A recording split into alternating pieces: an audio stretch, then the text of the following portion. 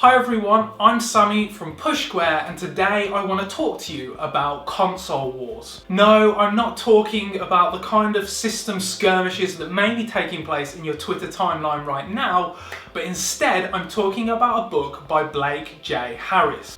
This is Console Wars. So this book is kind of like a novelisation of Tom Kalinski's story, and he was a former toy tycoon turned SEGA of America president. And it really gives you a behind the scenes look into what was going on at video game companies in the early to mid 90s. So for many of you growing up in North America during that time period, you'll be familiar with the battle between SEGA and Nintendo. Now at the time, Nintendo had a stranglehold over the North American video game market, and Kalinski was brought in to unsettle that and to throw Nintendo off their perch basically. And it goes into a lot of detail about what SEGA got up to in that time period, from their edgy marketing initiatives through to the creation of Sonic the Hedgehog. And it also gives you a look into the kind of skirmish that took place between SEGA of Japan and SEGA of America. And ultimately, it's that kind of civil war within the company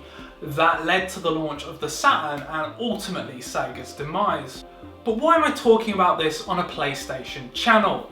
Well, before I started reading the novel, I wasn't expecting anything on Sony or PlayStation at all. But as you read through the book, it becomes clear just how interwoven a PlayStation story is into that 16-bit battle. And of course, we get a little detail on the infamous backstab when Sony and Nintendo were working together on the PlayStation. But what I wasn't aware of was just how close Sega and Sony came to working together as well. Now before the release of the Saturn, Sega was obviously already in the CD market with the Sega CD or Mega CD, and it was working closely with Sony on those products. Those of you with long memories may recall Sony ImageSoft, and they worked together with Sega on games such as this, Ground Zero Texas. It was garbage. But that relationship that Sega and Sony struck up over the Sega CD actually led to the two companies almost working together. Now the two companies obviously ended up going their separate ways, but it's really interesting reading in Console Wars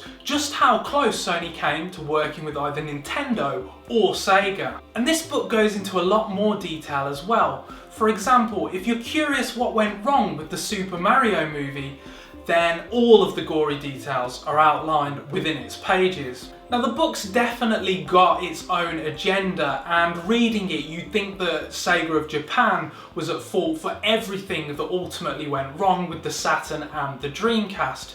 But despite that, it's a really interesting read because this is the kind of insight that we rarely get into video game companies unless you work there. And even if you're not especially interested in video games at all, there's some really valuable insight into marketing strategies and just the kind of guerrilla marketing tactics that Sega took to try and steal market share from a very, very dominant Nintendo. Now I'm going to write a full review on Push Square, so check that out if you're interested in the book and learning a little more about the topics that it covers. But it's available on Amazon, and there's talk of a movie being made out of it, which actually could work, you know. In the meantime, thanks for watching.